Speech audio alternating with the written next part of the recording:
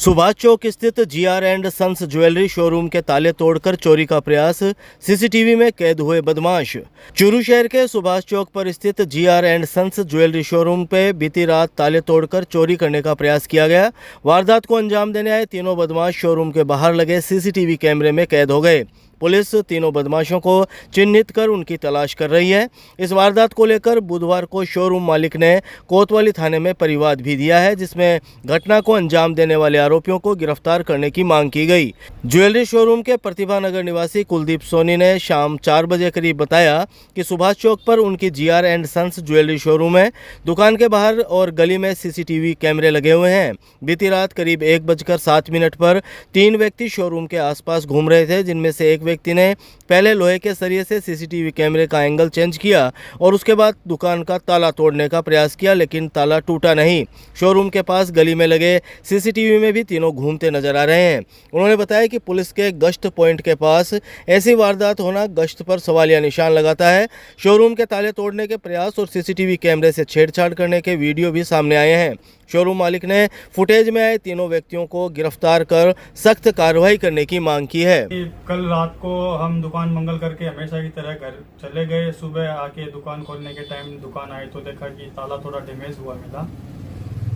ताला डैमेज हुआ मिलने के कारण अंदर आकर और सीसीटीवी चेक किया तो तीन युवकों द्वारा दुकान के ताले को तोड़ने का प्रयास किया गया, जिसमें वो सफल नहीं हो सके। पुलिस को परिवाद हमने पेश कर दिया है। पुलिस कार्रवाई कर रही है। दूधवाखरा के पास से 86,40,000 के डोडा पोस्त तस्करी मामले में गिरफ्तार 4 तस्कर पुलिस रिमांड पर। चूरू के NH-52 दूधवाखरा के पास एक ट्रेलर से 86,40,000 रुपये के डोडा पोस्त तस्करी के मामले में बुधवार को पुलिस ने गिरफ्तार आरोपियों को कोर्ट में पेश किया, जहां से उन्हें 5 दिन के रिमांड पर लिया गया है। मामले की जांच कर रहे रतन नगर थाना अधिकारी रामकरण सिद्धू ने शाम 6 बजे करीब जानकारी देते हुए बताया कि पुलिस ने ऑपरेशन फ्लश आउट के तहत डोडा पोस्त से भरे ट्रेलर और उसे एस्कॉर्ट कर रही कार से 4 तस्करों को गिरफ्तार किया था, जिन्हें कोर्ट में पेश कर पूछताछ के लिए 5 दिन के रिमांड पर लिया गया है। उन्होंने बताया कि 29 अप्रैल को NH-52 दूधवाखरा स्टेशन के पास नाकाबंदी लगा रखी थी। तभी सामने से आ रहे ट्रेलर को रुकवाकर उसकी तलाशी ली गई तो ट्रेलर में 32 कट्टों में भरा 576 किलो डोडा पोस्त बरामद किया गया। पुलिस ने ट्रेलर से केकड़ी अजमेर निवासी 52 वर्षीय जय सिंह और कोटपुतली निवासी 30 वर्षीय ख्यालीराम गुज्जर तथा ट्रेलर को एस्कॉर्ट कर रही कार से जयपुर के शाहपुरा निवासी 35 वर्षीय सरदार मल यादव और शाहपुरा खोरी निवासी 40 वर्षीय दारा सिंह सैनी को गिरफ्तार किया था। प्राथमिक पूछताछ में सामने आया कि ये तस्कर डोडा पोस्त चित्तौड़गढ़ से पंजाब तस्करी कर ले जा रहे थे। पकड़े गए डोडा पोस्त की बाजार कीमत करीब 86,40,000 रुपये बताई जा रही है। उन्होंने बताया कि रिमांड अवधि के दौरान चारों आरोपियों से पूछताछ की जाएगी कि वे लोग किससे यह डोडा पोस्त लेकर आए थे और किसको देने जा रहे थे। सैनिक बस्ती में डॉक्टर अंबेडकर सम्मान अभियान के तहत कार्यशाला आयोजित, पूर्व मंत्री राजेंद्र राठौड़ रहे मौजूद।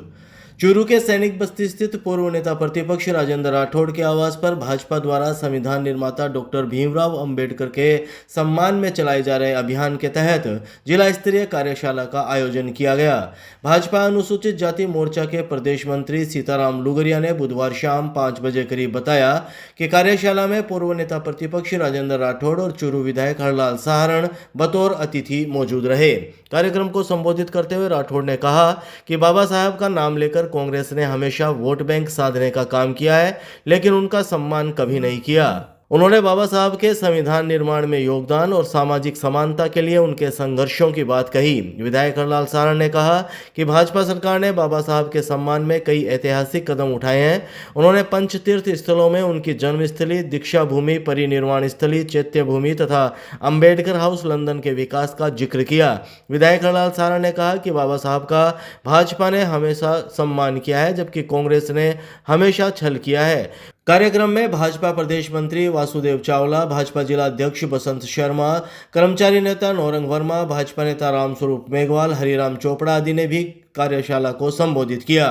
भारतीय जनता पार्टी द्वारा पूरे देश में डॉक्टर भीमराव अंबेडकर सम्मान अभियान चल रहा है। इसके तहत चूरू शहर में आज जिले भर की आदरणीय राठौड़ साहब जी के आवास पर एक सेमिनार का आयोजन किया गया है और बाबा साहब के कांग्रेस के प्रति कांग्रेस के द्वारा जो बाबा साहब का अपमान किया गया और भारतीय जनता पार्टी द्वारा जो सम्मान बाबा साहब को दिया गया, इस पर विचार गोष्ठी का आयोजन हुआ, जिसमें आदरणीय राठौड़ साहब, विधायक हरलाल सारण जी, जिलाध्यक्ष बसंत शर्मा जी, भाजपा के प्रदेश मंत्री वासुदेव चावला जी और हमारे सावरबल जी गेणोलिया जी, गौरंग वर्मा और भारतीय जनता पार्टी के एससी के प्रमुख कार्यकर्ता इस कार्यक्रम में आज शिरकत की है और बाबा साहब की योजनाएं और बाबा साहब के विचार घर घर तक पहुंचाने का हमने लक्ष्य लिया है और साथ ही बाबा साहब के सम्मान में भारतीय जनता पार्टी की जो कार्य योजना रही है वो घर घर पहुंचाएंगे।